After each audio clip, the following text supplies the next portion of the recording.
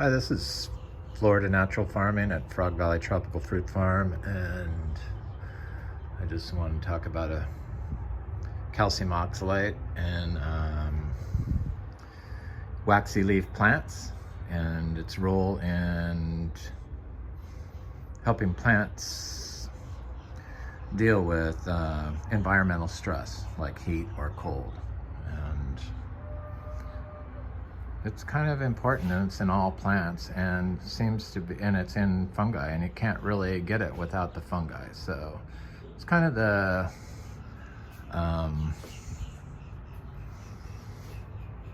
missing link, I think, in our agricultural systems. The whole calcium cycle, responsible for the trees and plants' well-being. And in our, basically our urban agro systems, because that's what they become by constantly driving on them, and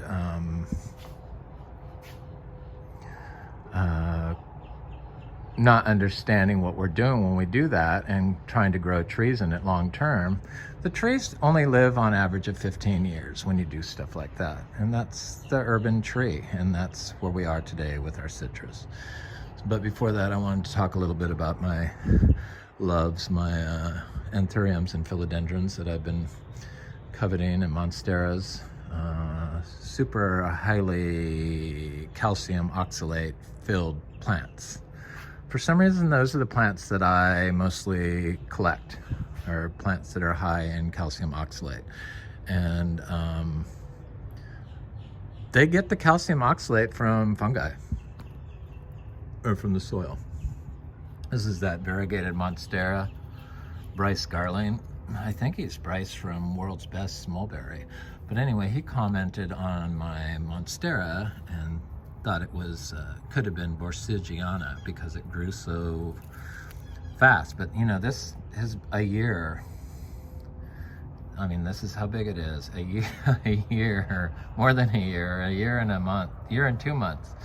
And it's only grown a tiny little bit. So I bought this as Monstera deliciosa node cutting, variegated, albo, and for Christmas last year, or 2 years ago now, and I planted it outside in the dirt, and it survived, and it put off 3 leaves so far, and finally it's just putting out one that looks like it's going to be highly variegated. So I'm quite excited by this, and hopefully this particular plant is Monstera deliciosa and not Borsigiana, but probably due to its slow growth, I would guess that it's deliciosa. I guess I could get a refund from the seller if that's the case, or you know, a real one. So these things, these philodendrons and stuff, you know, they're not supposed to go below 60 degrees, but I grew them outside, and it got down to 31 and 32 degrees here. And due to their high calcium oxalate tissues, they can take heat and cold stress better. It's like cacti. Cacti is the same thing. Cacti are mostly, or not mostly, but they're made up a large percentage of calcium oxalate. And so you can take them out of soil and put them on the ground, and they can take cold weather, they can take extreme changes in temperature. And I don't know, I just feel like these plants have been pushing my discovery on how to grow and why stuff is growing the way it is. I don't know, I just feel that. And so this is my newest, I got 6 new plants. So this is Anthurium cirinoi, or cirinoi velvet. And this is Anthurium dolichostachyum.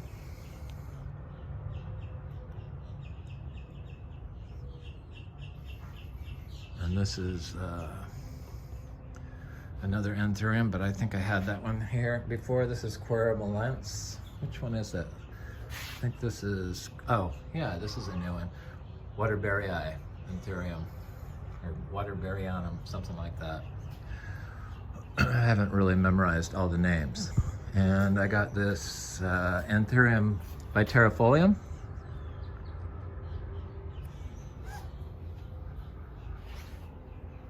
That looks similar to the Philodendrons, but.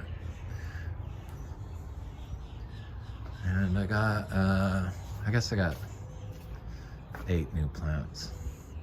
Anthurium Decipiens. And all this stuff started in our homemade biodynamic compost, because we're a biodynamic farm, so we have to make all our own fertility and stuff.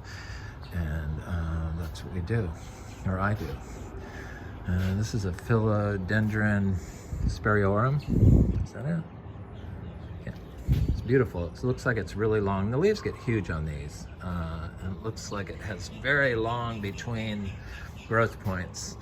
I got the Philodendron esmeraldense. I have the esmeraldense narrow. It was the only plant that got affected by the cold. But I did move where it was at and then put it in the window like the day before. This is a Philodendron furcatum. I have one of these, but they're just so gorgeous. I wanted to get another one to plant outside now that we're going into spring. This is Philodendron verrucapetiolum, which has got the caramel leaves on the new leaf. That's that one.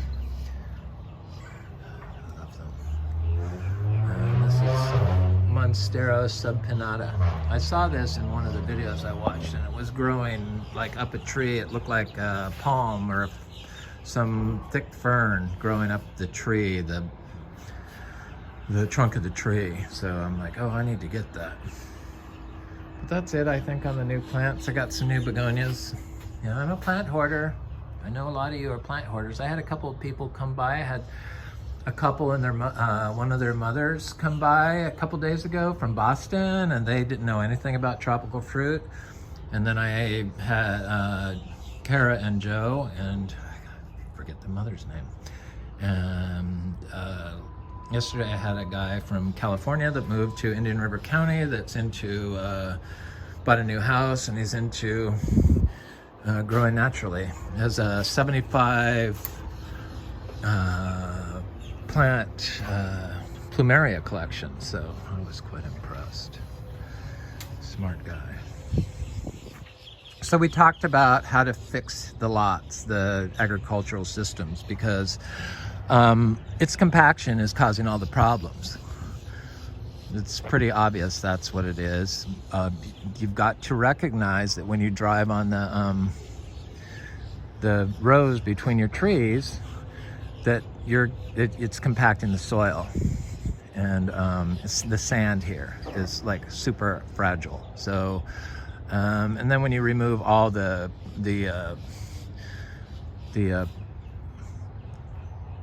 living roots from all the like weeds and all the stuff from around the trunk of the tree, and you use glyphosate on it, and so when it rains it beats down on that, and it's basically a cement urban landscape. So you can never get the calcium cycle to work correctly. Because the calcium cycle is controlled by the fungi getting the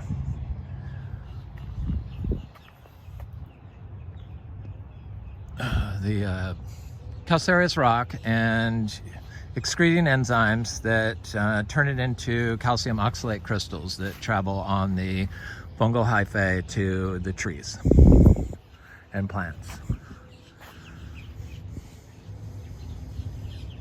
It's amazing, and it's responsible for getting plants to survive environmental stress conditions. And the waxy leaf plants are all high in it.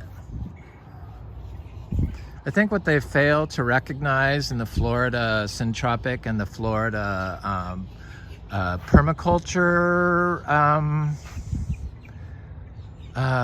practices that they do, mostly here in Florida, that I've recognized, is they fail to recognize the quality of the plants that they put into their system and what they're used for, and not recognize the compaction you're causing and the disturbance in sand. When you like constantly walk on it, you're compacting it. So if you have like strips and you're walking down the rows of, if I walked down and had like a strip here, strip here, strip there, it's like cement trench between your plots.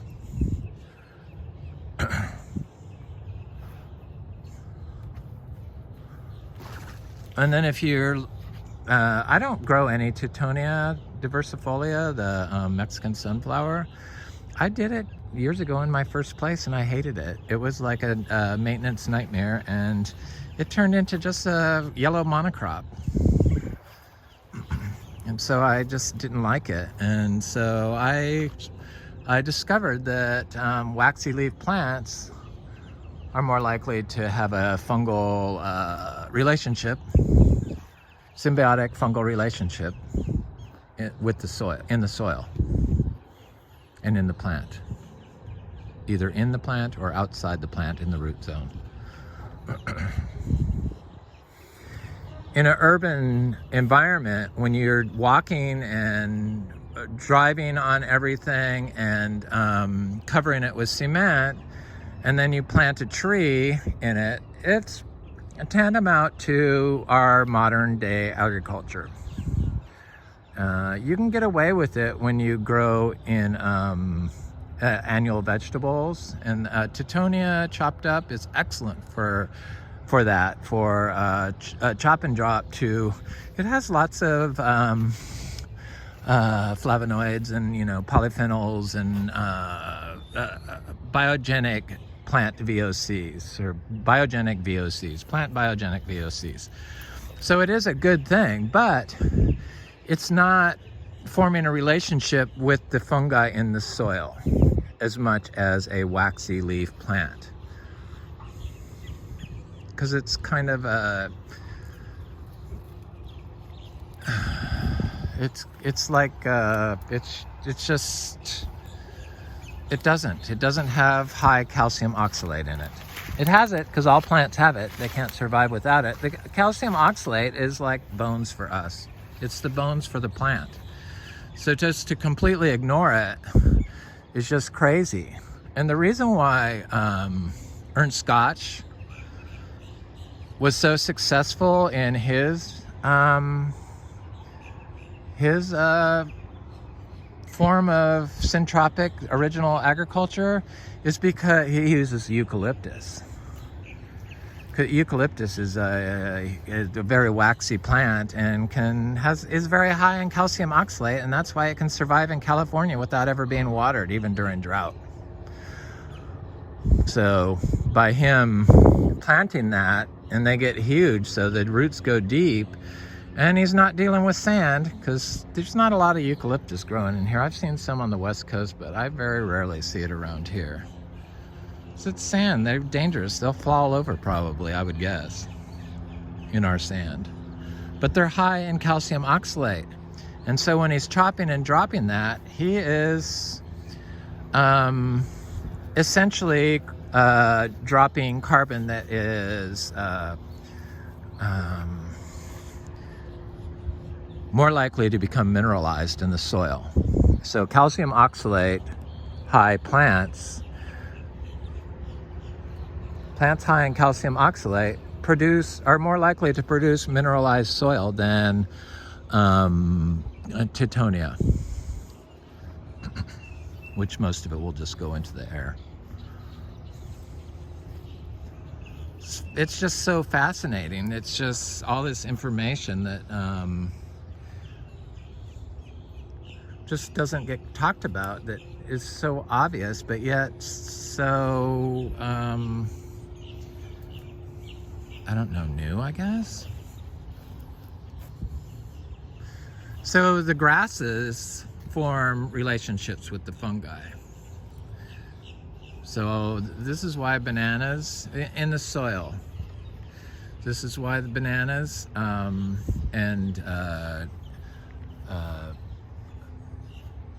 sugarcane and what else? All the wild grasses are very good for building a fungally dominant system. So when you have the trees and the undisturbed grass, and then you have this, and then if you start adding plants that are high in calcium oxalate, like heliconia and ginger, it's increasing the amount of hyphae in the soil. And then if you don't have compaction, which everyone does in Florida, because we disturbed everything here in Florida. Every grow system I've ever seen is highly disturbed. So I watched this presentation, I forget who it was by, but it's in my watch videos last week on urban soils, trees and urban soils, and how to make the trees live past 15 years in the compacted soil. Is they took a long drill with just, you know, like a cordless drill, and they put a long drill bit on it, one of those like 1-inch ones or whatever. It was pretty fat. It's like that big. And they drilled holes around the trees in the urban environment, like 4 holes, and then put earthworm castings in there, and then compost. And they did a study on compost and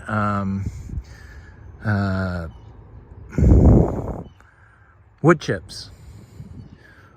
The compost aggregated. If you make good compost, it's going to aggregate because it's going to be fungally dominate. So the soil under the wood chips turned dark, but it didn't aggregate. So it was most likely carbon that would eventually easily go into the air. It wasn't mineralized. But I'm sure if you use eucalyptus, a high calcium oxalate plant, or lots of bananas, which the Ernst Scotch does also, a high calcium oxalate plant, it's gonna produce more mineralized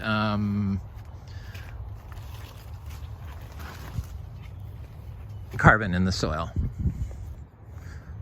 And then you have to use variety.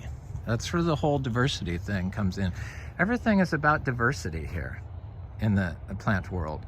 The more diverse, and in all life, the more diversity of materials of different types of plants you have, the more nutrients you're going to have, and the more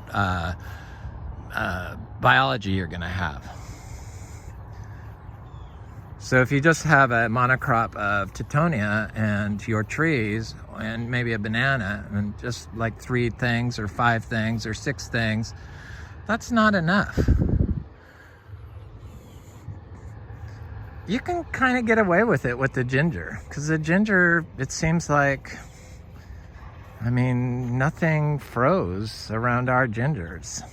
And the heliconia is the same way.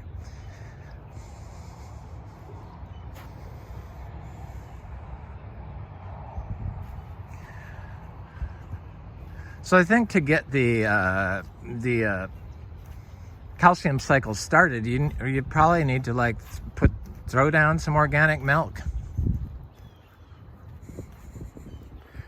to attract the calcium solubilizing minerals or bacteria.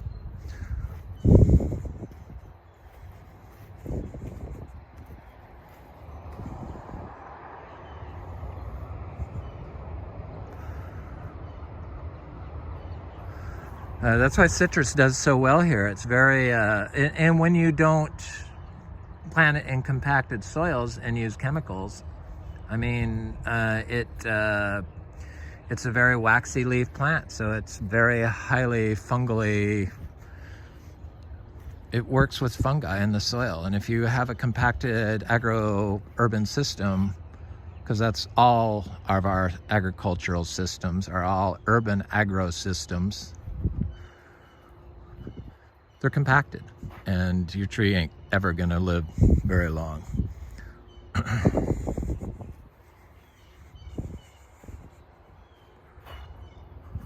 So a lot of these Florida YouTube permaculture and syntropic people I can't watch because they like remove everything, and they like completely, it's like a college study is what it's like almost. It's a controlled system that is completely highly disturbed and not what I'm about, or what I see how plants grow.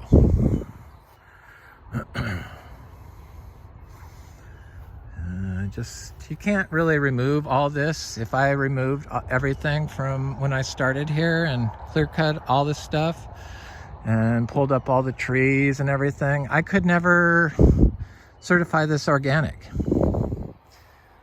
If I sold it, the next person that bought it could certify it organic because they didn't do the actual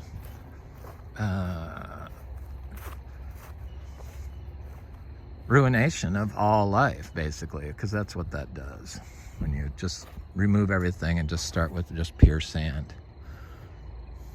It's a compacted urban agro system, so you have to start adding life to it through manures and piss and plants, basically. Throw some milk on it.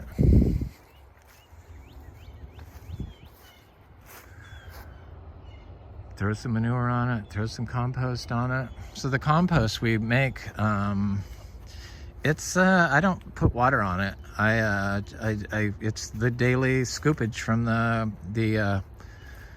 cows when I clean out the stalls, when I muck the stalls, and then I don't put it in huge piles so it could turn toxic. I put it in small little piles every day, daily. I think it's like 50-pound piles.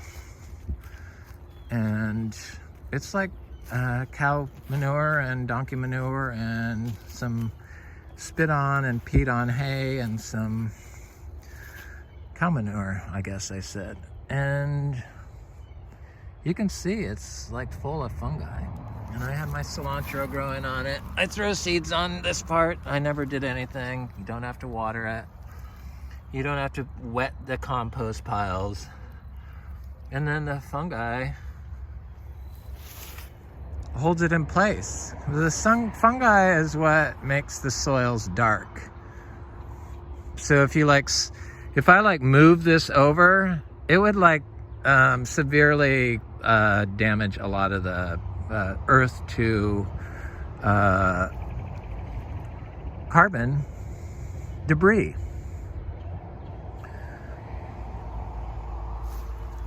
And when you do that, it releases carbon into the atmosphere. But if you leave it undisturbed, it does great. And you can grow vegetables right in it. It's amazing. Totally freaking, without watering them. Most of the trees, these tropical fruit trees, they're all waxy leafed. Probably, well, they have to be all highly calcium, oxalate, rich plants.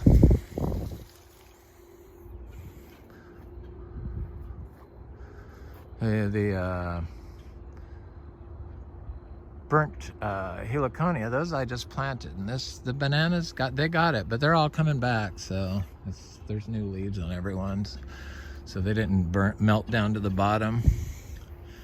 But most of them I planted just, within the last 2 months, the stuff that fried through here. So it's really amazing that we got down to 31 degrees and 32 degrees the next night, and we didn't have everything wiped out. Because everything was covered in frost the second night, thick frost.